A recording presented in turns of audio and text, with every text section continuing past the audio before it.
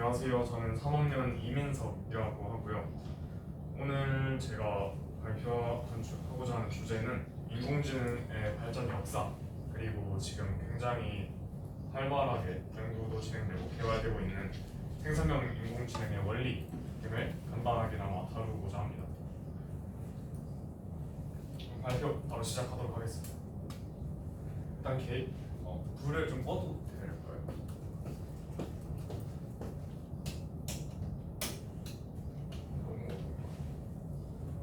화면 나오나요 혹시? 네, 나와요. 일단 발표 개요는 이러한데요. 일단 어떻게 인공지능, 그러니까 기계가 생각을 한다라는 개념이 당시에 어떻게 도입이 되었는지, 그리고 초기에 인공신경망이라고 하는 것들이 지금 인공지능의 시초가 되는 개념들인데, 그런 개념들이 어떻게 등장을 했고 지금의 챗GPT와 같은 생성형 인공지능은 어떤 식으로 작동을 하는지까지 발표를 한번 해보도록 하겠습니다. 일단 간단하게나마 조금 더 가벼운 얘기로 시작을 해보자면 2차 세계대전 당시에 그러니까 이제 연합군과 독일군의 싸움이었는데, 당시 독일군은 에니그마라고 하는 암호 체계를 사용했는데요. 그 연합군은 그러니까 그런 약간 수신 같은 것들을 도청을 하더라도 그 정보들을 가지고 있지만 그 암호 체계를 알 수가 없기 때문에 그 정보들은 아무짝에도 쓸모가 없었는데요. 하지만 연합군은 그 실마리라도 잡고자 계속해서 수학자들이나 암호 해독가 전문가들을 데리고 이를 해독하고자 이런 팀을 꾸리기도 했는데요. 그러면 에니그마가 과연 왜 독일군이 사용을 했고 왜 해독하기 어려운지에 대해 한번 간단히 생각을 해보겠습니다. 에니그마라는 것은 총 26가지의 글자를 쓰는데, 총 26가지 글자 중에 6쌍을 치환해서 암호 키를 만듭니다. 그 암호 키를 알면은 이상한 문자열을 저희가 알아볼 수 있는 형태로 정리할 수 있는 거죠. 그런데 그 6쌍의 문자열을 고르는데 총 1000억 가지의 경우의 수가 생깁니다.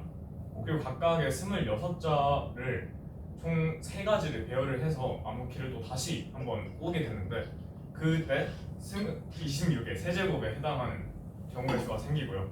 그리고 그 3가지의 회전 바퀴를 배열하는 수 또 3팩토리얼해서 6가지 경우의 수를 곱해서 총 10만 가지의 경우의 수가 생깁니다. 그럼 이 2가지를 곱하면 에니그마가 총 만들 수 있는 경우의 수가 나오겠죠. 그렇게 해서 나오는 에니그마가 만들어낼 수 있는 경우의 수는 약 1000억의 10만 배에 해당하는 경우의 수입니다. 이거를 얼마나 큰 숫자일까라고 사람이 생각하기엔 감이 잘 안 오는데요.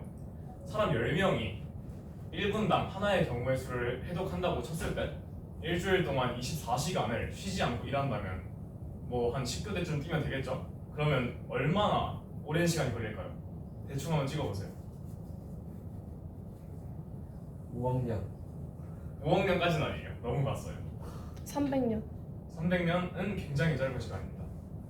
약 2천만 년이 걸립니다.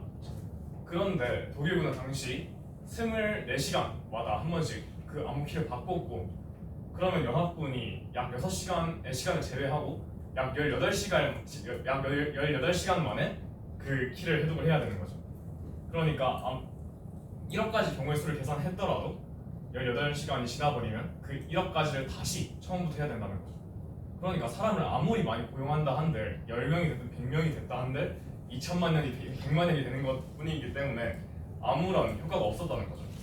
그런데 이거를 연합군은 실제로 해독을 성공했고, 독일군은 그걸 종전 전까지도 모르는 상태로 전쟁은 끝이 납니다. 이게 어떻게 가능했냐?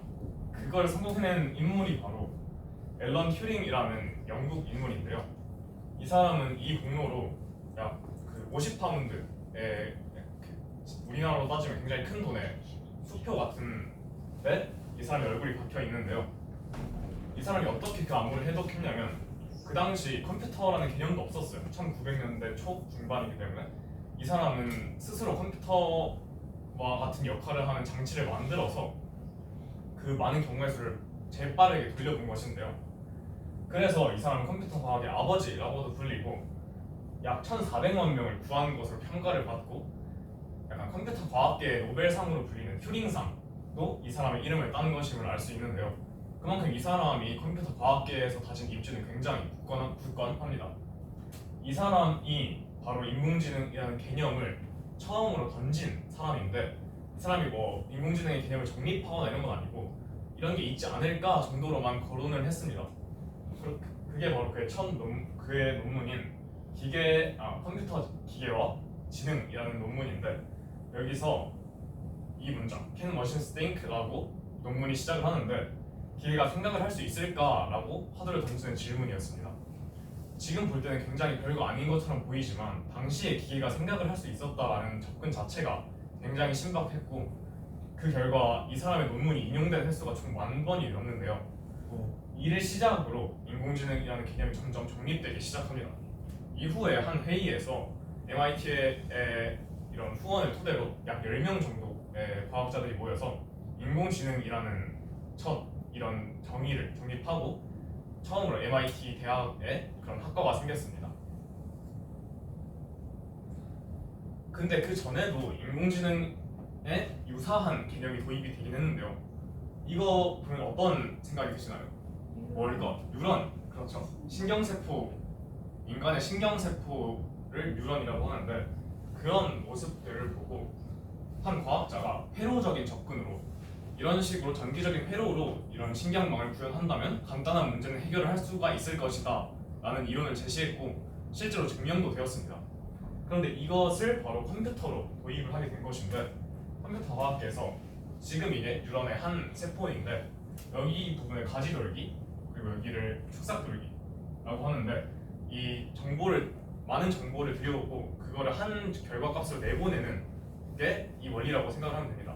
그리고 이때는 역치 이상의 자극이라고 표현을 하는데, 어느 일정 수준 이상의 자극이 와야지 이 리미트를 뚫고 정보가 전달이 됩니다. 예를 들어 사람의 몸에서 먼지 하나 닿는데 사람이 그걸 다 느끼면 너무 피곤하겠죠. 그런 느낌으로 일정 수준 이상의 자극이 와야지 정보가 전달이 된다라는 메커니즘을 가지고 있는 신경세포입니다. 그리고 이것을 모방한 게 바로 퍼셉트론이라는 인공신경망의 시초가 되는 개념인데요.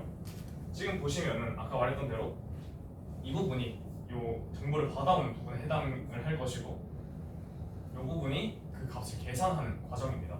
이런 식으로 정보를 받아온 다음에 웨이트, 가중치라고 하는데요. 가중치라고 일종의 약간 목적에 따른 일정의 수치를 곱해가지고 그 값을 더한 뒤 결과값으로 제시를 하는 겁니다.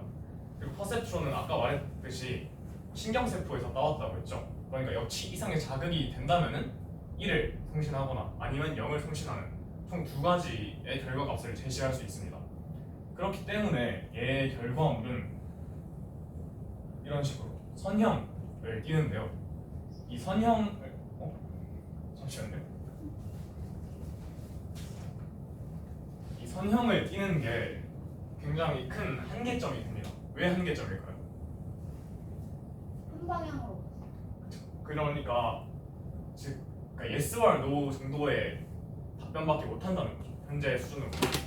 그런데 한번 생각을 해봅시다. 어느 쪽이 강아지고 어느 쪽이 고양일까요? 왼쪽이 강아지. 왼쪽이 강아지겠죠. 당연합니다. 네. 사람은 커오면서 이걸 당연히 학습하고 인간의 메커니즘은 그걸 학습할 수 있도록 진화를 해왔습니다. 그럼 고양이의 특징은 뭐고 강아지의 특징은 뭘까요? 한번 말해볼까요?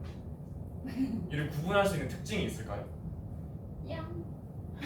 울음소리 말고 근데 이미지적인 모습으로만 추측을 해야 된다면 귀가 뾰족해. 모양. 귀가 뾰족하죠. 근데 다른 강아지들은 또 뾰족할 수도 있겠죠. 그렇죠? 그럼 뭐 눈동자? 근데 또 눈동자도 조건에 따라서 또 다르죠. 주둥이. 그러니까 그렇죠. 근데 그런 모습들도 비슷한 종이 또 존재할 수가 있겠죠. 그러니까 사람은 구분을 할 수 있지만 이를 설명할 능력은 없는 겁니다. 그렇죠? 지금 보면 설명할 수가 없죠. 왜냐하면 이런 특징들이 딱딱 떨어지지 않는다. 즉 선형적이지 않고 비선형적이다 라는 것이 퍼셉트론의 한계인데, 초기에 제시된 이론은 선형적인 모습들은 충분히 제시할 수 있었습니다. 하지만 인간이 겪는 대부분의 복잡한 문제들, 해결하고자 하는 문제들은 비선형적이라는 거죠. 그러니까 퍼셉트론으로도 어느 정도 일정 수준 이상의 수학 문제를 풀거나 어려운 접근을 하기에는 충분했지만 정말 인간이 추구했던 인공지능에 부합하지 못한다는 거죠. 그렇기에 인공지능계는 암흑기에 접어들었습니다. 이게 약 1950년대쯤이고요. 그러다가 그 일을 대표하는 역설 중에 하나인데 Hard problems are easy and easy problems are hard 라는 말로, 그러니까 어떤 식의 말이냐면 직역한다면은 어려운 문제는 쉽고 쉬운 문제는 어렵다. 그러니까 인간에게 너무 당연한 문제들이 기계에게는 너무나도 어렵다는 거죠. 저희는 집을 생각하면은 문과 창문까지 떠올리지만 얘네들은 아무것도 모른다는 거죠. 집은 집일 뿐이라는 거죠. 그렇기에 얘네들로는 고차원적인 문제를 해결할 수 없다라는 게 반증이 된 거죠. 그러니까 인공지능 업계는 굉장히 정체기에 머무릅니다. 그러다가 1990년대에 한 학자가 제시한 이론을 바탕으로 인공지능 업계가 다시 한번 붐을 일으키게 됩니다. 그 개념이 바로 뭘까요? 모두가 알고 있는 이론이지만 굉장히 이른 시기에 나왔기 때문에 상상하기가 힘들 건데 바로 딥러닝입니다. 딥러닝이 저희가 알게 된 계기는 아마 알파고일 거예요. 근데 굉장히 이른 시기에 개념이 정리됐었죠. 이 사람은 제프리 힌튼이라는 사람인데 이 이력을 딱 두 줄만 써봤습니다. 근데 이 두 줄만으로도 이 사람은 AI 업계에서 가장 큰 영향력을 미치는 4대 인물 중 한 명으로 꼽히는데요. 딥러닝의 창시자, 현재 기반하는 모든 인공지능들이 쓰는 학습 방법의 근본이 되는 것이 딥러닝이고요. 그리고 이러한 딥러닝을 가능케 한 것이 바로 심층 신경망 이론입니다. 그럼 한번 더 깊게 한번 알아봅시다. 기존의 기계를 가르치는 방법, 올드 버전에서는 데이터를 주고 그 데이터의 특징을 함께 제시해 줍니다. 고양이는 이러이러해서 고양이라는 거야 라고 제시를 해주고 고양이의 사진을 막 던져주는 겁니다. 그리고 얘가 yes or no 판단을 하는 거죠. 그런데 뉴 버전, 딥러닝에서는 어떤 식으로 제시를 해주냐, 데이터를 제공해 주되 그 특징을 기계가 알아서 학습을 하도록 제공을 하는 겁니다. 인간 시점의 관점에서의 특징이 아니라 기계 시점에서의 특징을 학습할 수 있도록 해준 거죠. 발상의 전환, 그러니까 약간 역으로 돌아가는 겁니다. 지식을 제공해 줬다면 여기는 그냥 아직 가공되지 않은 것을 제공을 해준 겁니다. 이게 바로 딥러닝이다 라고 생각을 하면 될 것 같고요. 이걸 가능케 했던 것이 바로 인공신경망 중 심층신경망인데, 아까 보면 약간 퍼셉트론과 약간의 뭔가 유사성이 보이죠? 그런데 차이점이라고 하면 이 히든 레이어, 한국어로 은닉층이라고 하는데요. 은닉층이 왜 은닉층이냐면 보이지 않는다라고 해서 은닉층인데, 이 사이의 결과값들은 이 외부자가 접근하지 못한다고 해서 은닉층이라고 불립니다. 그렇게 사람이 분석하기가 굉장히 힘든 영역이기도 한데요. 이 구조를 간단하게 해석을 해보면은 처음 인풋, 어떠한 정보값들이 전달이 되면은 결과값에 맞게 가중치들을 얘네가 학습을 하게 됩니다. 그러니까 이러한 요소에 이런 값을 했을 때 결과에 약간 적합해지더라를 바탕으로 계속해서 그 어떠한 값을 곱할지를 정하는 게 바로 학습의 과정인데, 그 과정을 계속 복합적으로 심층적으로 한다 해서 딥러닝인데, 이 은닉층들 하나하나에서 얘의 결과값을 또 하나가 받고 이 하나의 결과값을 모든 개체들이 받죠. 지금 다음 줄에 모든 애들이 받죠. 네. 얘의 결과값도 마찬가지고요. 그러니까 하나의 이미 계산된 정보를 다시 계산함으로써 계속해서 이걸 고차원적으로 반복해 나가는 겁니다. 이 세부 사항들을 학습해 나가는 거죠. 이게 바로 은닉층이 하는 일인데, 이게 바로 이 앞서 말했던 퍼셉트론 이론과의 차이점입니다. 여기는 지금 이 과정에서 한 번 가중치를 곱하게 되고, 여기서는 가중치를 연속적으로 복합해서 딥하게 계산을 하는 거죠. 이게 바로 심층 신경망 이론입니다. 이것을 바탕으로 딥러닝이 가능해졌는데요. 그 기반으로 등장했던 게 대중들에게 가장 많이 인공지능이 뭔지를 알려줬던 알파고입니다.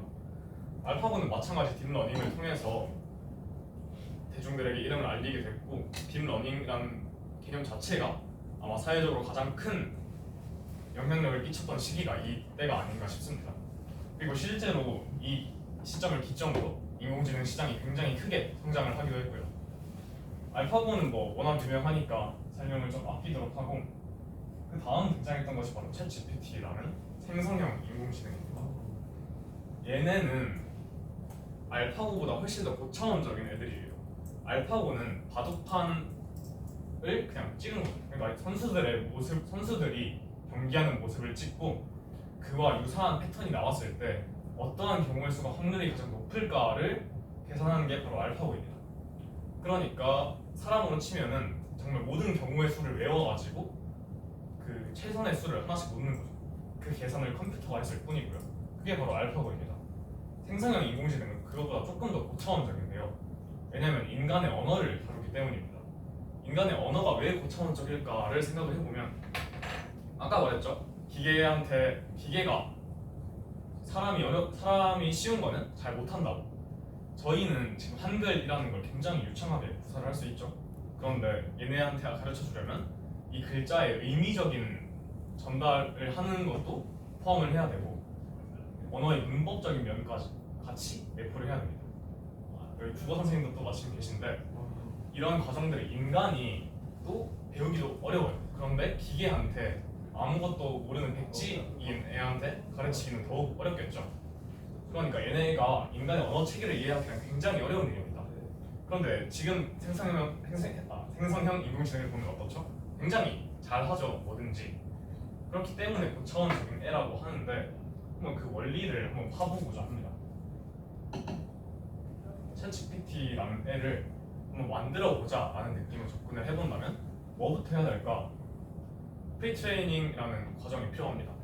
왜냐면 얘는 한국어를 모르죠. 영어도 모르고 그런 상태라고 가정을 했을 때, Today dinner is 이라고 했을 때 사람은 당연하게 이 오늘 저녁은 뭐다 라고 인식을 하기 때문에 이 뒤에 음식 이름이나 먹을 수 있는 것의 이름이 오면 적합하겠구나 라고 판단을 하는데, 인공지능은 그게 아니라는 거죠. 그래서 무수히 많은 단어들을 제시를 해주고 이런 단어들이 오기에 적합하다라는 것을 알려줘야 되는데, 그걸 어떻게 알려줄 수 있을까요? 여러 가지 경우의 수를 그쵸. 넣어서 여러 가지 경우의 수를 대입해주면 돼요. 왜냐면 얘네는 계산은 빠르거든요. 사람보다 훨씬 더. 그러니까 인터넷에 있는 수많은 글들, 뉴스, 블로그 글, 책, 소설, 온갖 것들을 다 얘한테 넣어줍니다. 학습을 하겠죠. 그리고 Today dinner is 뭐라는 문장도 분명히 거기 안에 있을 거예요. 그랬을 때 어떤 종류의 단어가 가장 많이 오냐를 판단을 하는 거죠. 즉 확률이 가장 높은 싸움을 하는 겁니다. 그랬을 때 피자나 애플이 올 확률이 높겠죠. 그러면 얘네들을 넣고 문장을 완성을 하는 겁니다. 이때 이 아이는 어떤 문장의 체계에서 문장을 만드는 법을 습득을 하는 겁니다. 근데 이전에 이 단어들이 뭔지를 또 알려줘야 되겠죠. 이 단어는 뭐고 어떤 품사고 어떤 의미를 가지냐까지 알려줘야지 얘가 작동을 하겠죠. 그 과정을 워드 임베딩이라고 하는데요. 워드 임베딩이 뭐냐? 단어를 분류해주는 겁니다. 예를 들어 지금 보면은 피자와 애플이 이쪽 영역에 있고 컴퓨터, 펜, 북, 약간 저희가 봤을 때 사물 같은 것들은 한쪽에 또 따로 분류가 되어 있습니다. 이런 식으로 컴퓨터는 단어를 벡터화해서 저장을 합니다. 벡터화했다는 게 무슨 소리냐면 저희가 보는 이 문자를 숫자로 바꿔서 그 숫자를 이런 어떤 차원에다가 표현을 한 건데요. 벡터라고 하는 것은 수치, 그러니까 크기도 가지고 있지만 방향까지 가지고 있는 아이입니다. 그러니까 지금 보면은 이 각각 값들의 길이도 다르죠. 길이도 다르고 방향도 다릅니다. 그런데 유사한 의미들 간에는 유사한 위치 안에 있다는 거죠. 이게 바로 워드 임베딩의 핵심인데요. 이런 유사한 의미 간에 유사한 단어들이 있다 보니까 컴퓨터가 판단을 할 수 있는 거죠. 아, 얘네는 수치적으로 가까우니까 가까운 의미겠구나. 얘가 들어갈 자리에 얘가 들어가도 문제가 없겠구나 라고 판단을 할 수 있는 거예요. 이 체계가 바로 워드 임베딩이라는 거고, 컴퓨터가 언어를 이해하는 함에 있어서 반드시 필수적인 과정 중 하나입니다. 이해가 좀 되실까요? 네. 이 과정을 거쳐서 컴퓨터가 단어를 활용하고 문장을 만들고까지의 과정을 습득을 했습니다. 그 다음에 뭘 해야 될까요? 바로 어떤 이 문장들을 활용할 줄 알아야 되겠죠. 그리고 문장을 조금 더 매끄럽게 쓸 줄 알아야 될 거예요. 이 과정에서 챗GPT는 어떤 과정을 거쳤냐면 그러니까 이걸 사람한테 시켰어요. 어떤 질문에 대해서 챗GPT가 내놓은 답변을 적어줍니다. 그리고 사람이 봤을 때 어떤 문장이 제일 적합한 것 같냐를 이런 많은 사람들에게 뿌린 거죠. 그리고 그 설문지를 바탕으로 다시 모델을 만듭니다. 자, 그럼 여기서 어떤 문장이 제일 그럴듯해 보이나요? 2번이요. 2번이 좀 적합해 보이죠? 그럼 2번을 체크하고 저희 넘어갈 거예요. 그러면 이게 수많은 문제지에서 그렇게 답변을 하고 그걸 13,000명에게 문제지를 나눠주고 그 답변을 걷어서 이 13,000가지 인물의 답변을 학습한 모델을 다시 만드는 겁니다. 그리고 얘를 바탕으로 수많은 질문에 대한 답변을 계속 수정하는 거예요. 전체적으로. 아까 말했던 딥러닝을 하는 거죠. 괜찮죠? 여기까지? 네, 이제 딥러닝을 해서 어느 정도 체계화를 갖춥니다. 그런데 이때 모든 모델을 만들 때 모든 언어 체계를 다시 정립을 할까요? 굉장히 비효율적이겠죠. 네. 챗GPT 하나 만드는데 데이터 학습에만 몇 달이 걸리고 한 1,800억 정도가 듭니다. 비용적으로. 그런데 그 모든 과정을 처음부터 하기란 굉장히 어려울 것이고 그래서 전이학습이라는 개념이 쓰이는데 언어 모델의 경우에 문법이나 언어의 의미를 파악하고 단어를 배열하고 에는 굉장히 일관성이 생기겠죠. 한 언어에 대해서는. 네. 그러니까 그 모델들을 계속해서 만들 필요는 없다는 겁니다. 하나의 인공지능마다. 그러니까 앞선 기존의 모델에서 아까 그 은닉층이라고 하죠. 이 은닉층들, 이 가중치를 적합하게 계산을 했을 텐데 그 가중치들을 어느 정도 인용해서 가지고 오고 마지막에 필요한 부분들에서 조금씩 수정을 해 나가는 겁니다. 그러면은 앞부분을 학습할 필요가 없어지고 즉 돈이 절약이 되는 거죠. 시간과. 그러니까 그리고 이렇게 했을 때 수치적으로도 성능이 조금 더 나아지는데요. 그래서 전이학습이라는 개념이 쓰입니다. 그래서 앞서 말했던 이런 워드 임베딩이나 이런 프리트레이닝 같은 거를 기존 모델에서 챗GPT로 치면은 GPT라는 모델을 이 전이학습에 쓴 거죠. 그래서 이 부분을 그대로 인용하고 나머지 부분들을 생성형 인공지능에 맞게 바꾼 겁니다. 그게 바로 챗GPT인데요. 이렇게 해서 문장을 활용도 할 줄 알고 약간의 문장도 만들 수 있는 인공지능이 탄생을 했습니다. 그리고 나머지들은 뭐 정보를 제공해주면 되는 거겠죠. 구글이나 뭐 위키피디아 등도 인용을 하고요. 뭐 다양한 매체나 이런 뉴스 같은 것도 인용을 해서 얘가 정보를 구술할 수 있게 만들어줍니다. 그러면 하나의 생성형 인공지능이 만들어지는 건데요.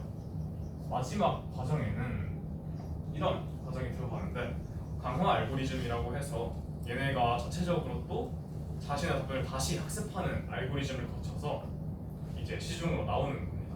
이게 바로 생성형 인공지능이 작동하는 원리를 간단하게 알아본 건데 크게 어려웠나요 혹시? 아니요. 그래도 재밌었어요. 꽤나 쉬웠다고 생각을 합니다 저는. 그런데 여기서 한번 윤리적 문제까지 조금만 간단하게 알리고 발표를 마칠 건데 어떤 데이터를 학습함에 있어서 데이터를 학습해서 인공지능이 되면은 굉장히 활용도가 높아지겠죠. 그렇죠? 네. 왜냐면 알고 있는 것들을 일일이 찾는 것과 그걸 찾아서 정리해서 제공해 주는 건 굉장히 편의성이 높아지는 거잖아요. 그런데 이 인공지능이 학습하는 데이터가 약간 이상하다 싶으면 어떤 문제가 생길 수 있을까요? 버그가 날 수도 있을 것이고 결과값이 그렇죠. 결과값, 즉 인공지능이 됐을 때 이상한 정보들을 제공할 수가 있다는 겁니다. 한 사례로 트위터에서 예전에 테이라는 인공지능을 만들었었는데 얘는 그러니까 한 계정처럼 이렇게 접근이 가능한데 얘가 트위터에 막 어떤 글들도 올리고 사람들한테 답글도 달아주고 또 답변도 해주고 채팅도 할 수 있습니다. 그런데 얘의 작동 원리 중 하나가 그런 것들을 바탕으로 학습을 하는 거예요. 그러니까 사람들이 게시글을 보고 요새 이런 게 인기가 많네? 나도 이런 거 올려야지를 학습할 수도 있는 거고 그냥 사람들이 이를 조금만 악용한다면 얘한테 이상한 정보들을 계속 주겠죠. 그러면 얘가 잘못한다면 이 방파력이 무너지거나 한다면 혹은 그걸 치밀하게 교묘하게 계속 한다면은 내가 잘못된 정보를 학습할 수도 있다는 겁니다.